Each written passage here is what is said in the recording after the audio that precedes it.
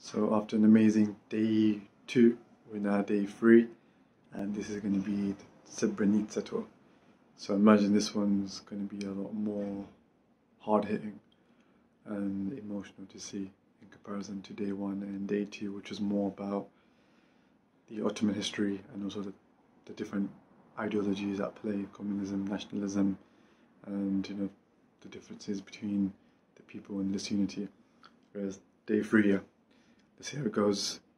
Starts on breakfast, waiting to be picked up from the hotel, and then we will begin, inshallah. Rebels confiscated huge amount of weapons, and after the summer '93, the war changed its course. So this is the headquarters.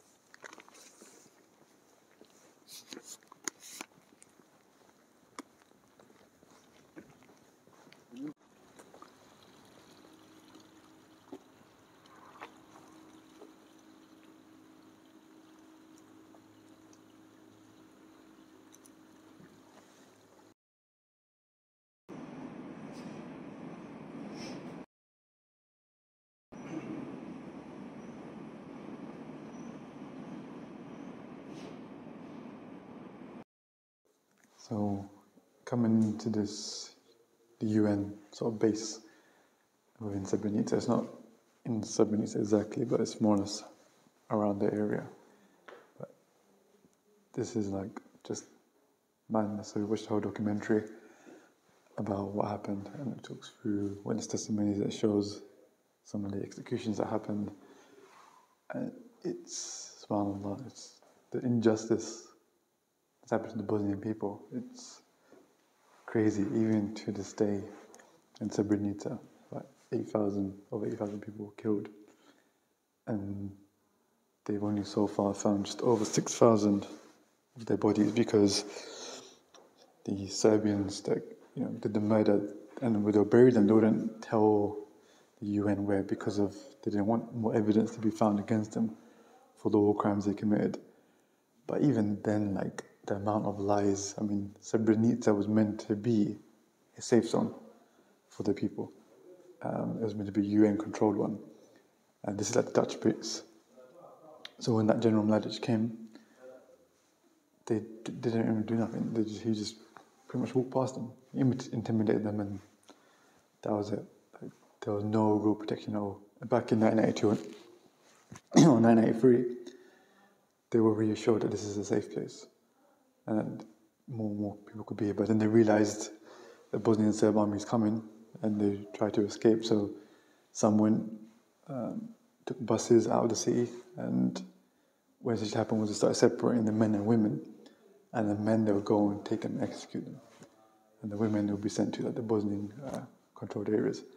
But I'm saying that the general would tell them that they're going somewhere safe, so they took his word for it, but they were betrayed.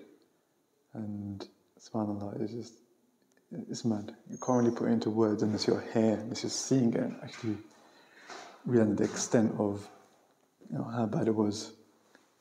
And even then, they would show propaganda of that particular general giving sweets to children, reassuring them, and it's like the propaganda was just insane. Like the way they kind of record everything, even some of the executions they recorded, like it was very much a psychological battle and warfare as well. But really, like, the UN failed the Bosnian people. They didn't have any backbone, they didn't stand for anything. And even the Serbians, they lied so much to the people.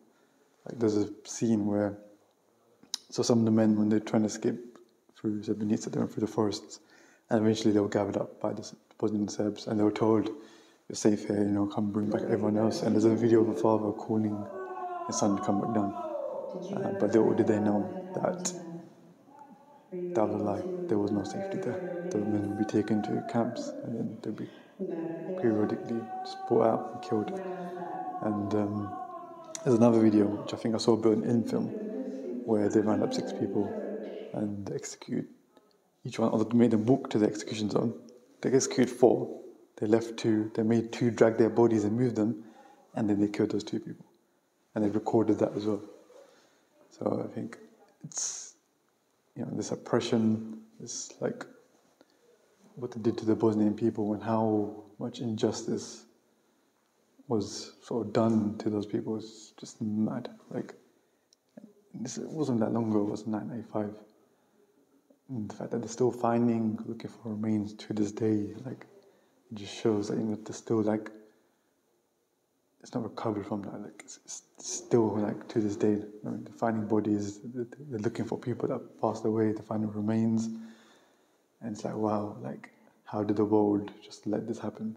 Like, it's very dark, like, in terms of what's happened. And I think as Muslims, we need to, like, I think for the Bosnians, raise awareness, make sure we know about this, make sure that the world doesn't think about it. Because these people, they deny it as well. Like, this tour guide's been explaining how, they don't justify it, but some of these people are seen as heroes in the areas.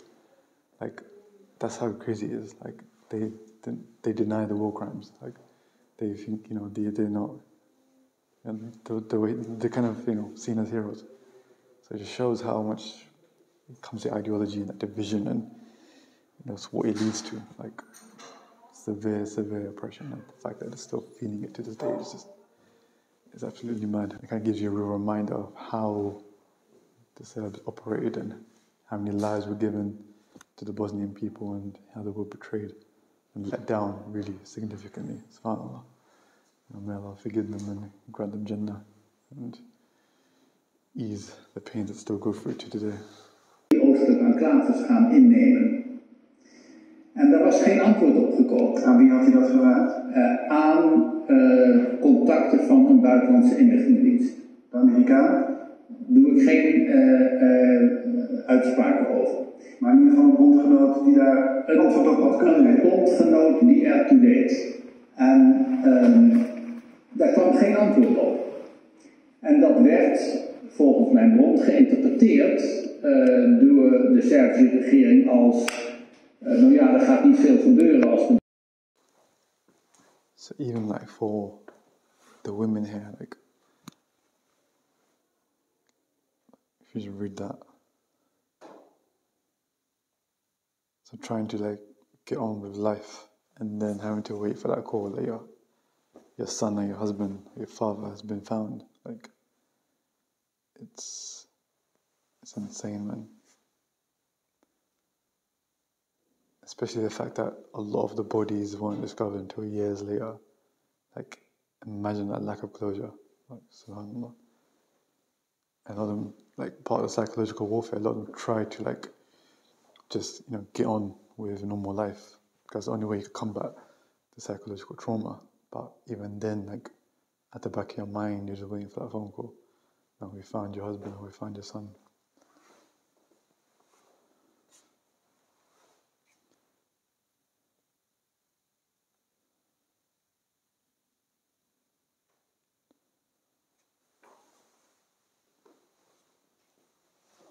So a lot of these men and women, the men that went to fight, the women that do resist, they really are strong people. They are the real heroes of this story, I think.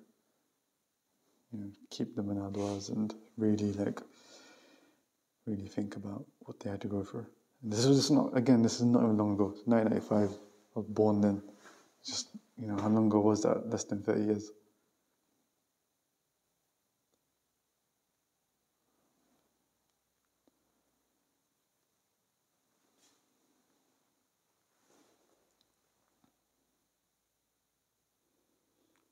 And can you imagine living, so the way the country is sort of set is there's three parties. You've got the kind of Croatian side, the Muslim side, and the Serb side. So imagine having had that whole genocide thing and still having to really live with those people that deny it and that kind of honor the very people that were the instigators behind this whole thing. Like, it's just, it's mind-boggling how you get by with that. Like, your own neighbor, the one you destroyed your house, destroyed your family, you still have to live with. And also, they deny that they did it. They come up with these reasons saying that it was extremist, or it was we didn't kill that many people, or it was this and that, and then okay, yeah, we did commit crime, but it wasn't that much of a major crime, and then they feel that still honor these very war criminals, which is what they really are. Without giving them justice. And here's about the landmines. Still like so many shells of, aimed at Bosnia. There's so many landmines still around, unexploded. So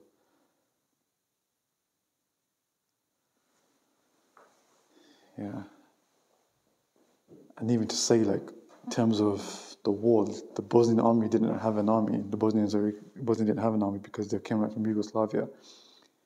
Yugoslavia at the time was like one of the sort of fourth biggest army, I think, in Europe or in the world. They were very powerful, and the Bosnians had access to all those weapons.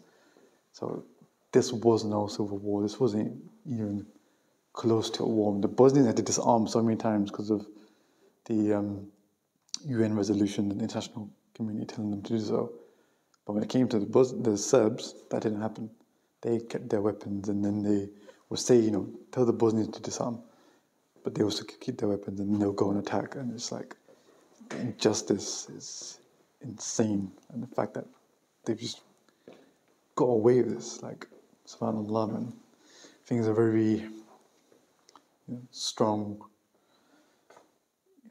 awakening, a reminder that this is literally what happened not long ago. And you look at the Ukraine crisis, and you think there could be some similarities there. Like, it's all for what? Power, nationalism, land. It's literally, these governments are like ruining the lives of innocent people, civilians. I mean, to this day, they're still trying to recover, and the economy is trying to recover. Like, so much damage has been done.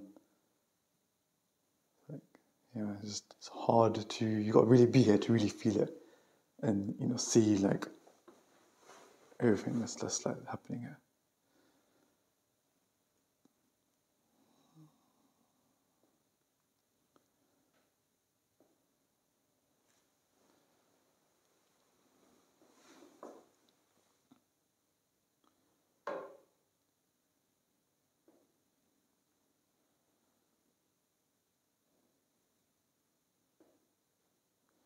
I think even for the Dutch army that was there, they weren't really that strong. The guy, I think, the leader, I can't remember the specific details, but if you come, you can see it. His name was Karaman, and Mladic literally shook the guy up, and the guy had no real way to stand up to him, and there was just like the lack of communication, the sort of sending or deporting the Bosnians from like some of the camps for no real reason as well. They could have stayed there, and then sending them like to the death, sending them to misery. It's crazy. I think you have to really there's a lot of information here, but I think if you come and see it yourself, then you can really take in like what happened, like the amount of complexities, the damage that was done, the lies, like all those conferences, or like the kind of intervention of Europe, and in the countries didn't even want. At some point, they didn't want to get involved. I mean, there's a part with Britain, UK didn't want to get involved, but eventually, like after much international pressure, they started doing stuff. And even then, there's like, was it really a solution? Have the people really been held to justice? I don't think they have. I mean, you might have had some of the big names, but in terms of like everyone else, it's just like it's not. It's not really justice, because they even say that the guy I told a lot of those politicians, they're still around, like in terms of like those are back there. So you might have got one of the big names, Milosevic, Karadzic, Mladic, all those names, but a lot of the government are still there today, were there before. So where is the justice?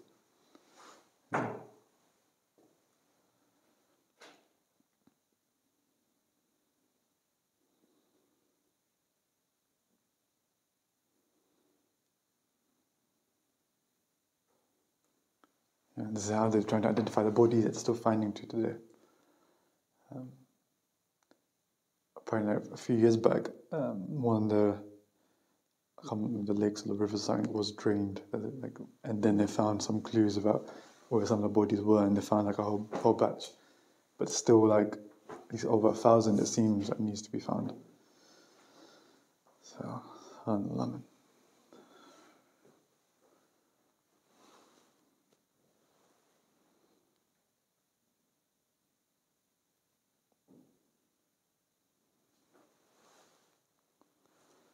So we are in the battery factory. We're going to head out to, I think next we're going to go to the actual Srebrenica Memorial, the actual graveyard.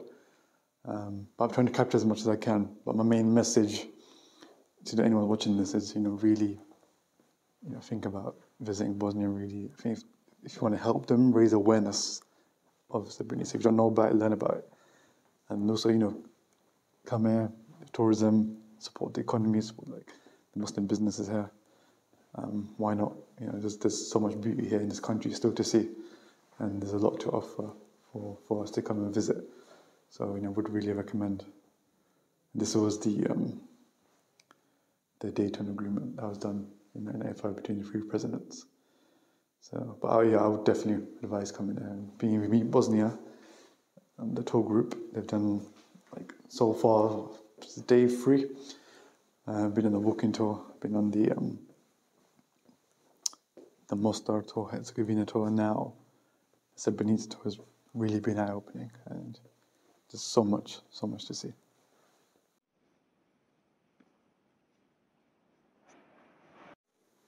So this is part of the battery factory, the bigger part, and this is a gallery, and this shows the map of the March of Death. So this is when the people of Srebrenica were, after it was occupied, were trying to escape and get away. So some of them were taken by buses, others literally took it in their own hands and went through the forest to get away. There's about 12 to 15,000 people.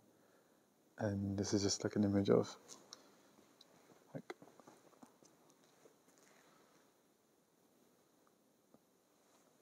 some of the routes they took.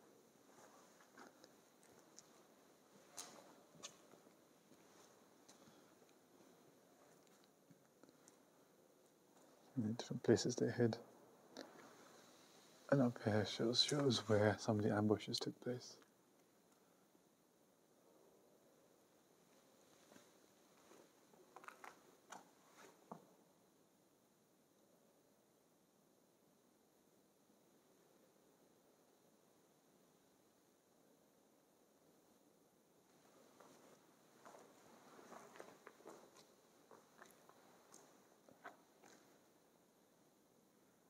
And basically gives a whole illustration of where they tried to get away to, where the ambushes were, where they made shelters. Yeah, it's pretty mad.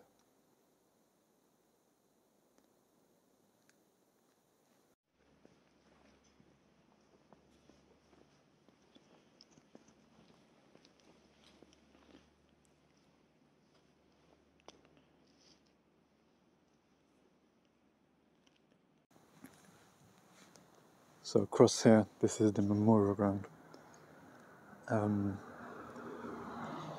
So what happened was, a lot of the times, the victims weren't always buried here initially. So when they were killed, the Serbians, they had them buried in primary graves, and they had secondary, tertiary graves, which meant they would take the body out and bury it somewhere else to hide the evidence. And what that basically meant was that sometimes, for some people, they'll have different parts of the body in different areas, subhanAllah. But what the families sort of agreed to, with the bodies that they had, that were found, was to bury them here. And you can't see it from here, but if you look from a bird's eye point of view, it's like a moon and star shape, so a crescent. And they agreed, most of them agreed to allow the bodies to be put here. Why?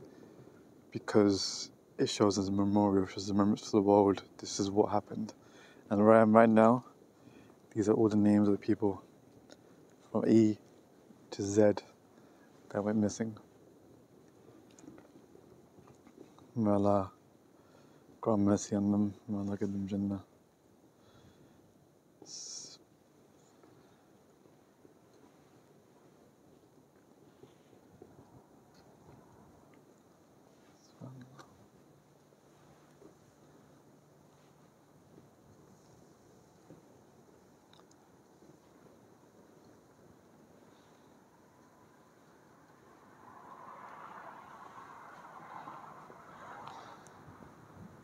Get rid of my video.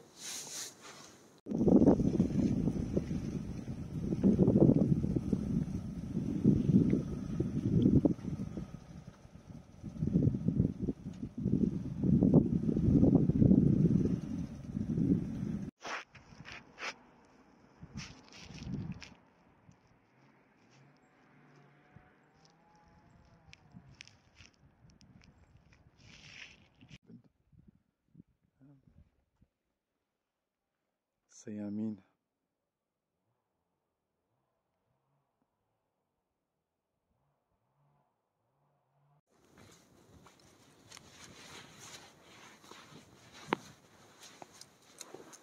Now, unfortunately, my microphone battery died here, so I couldn't capture my vlog, which I recorded, but there's no sound.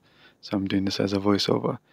But this was very sobering in a way that when you go there, like the crazy thing was, it's like the Serbians would cover their evidence.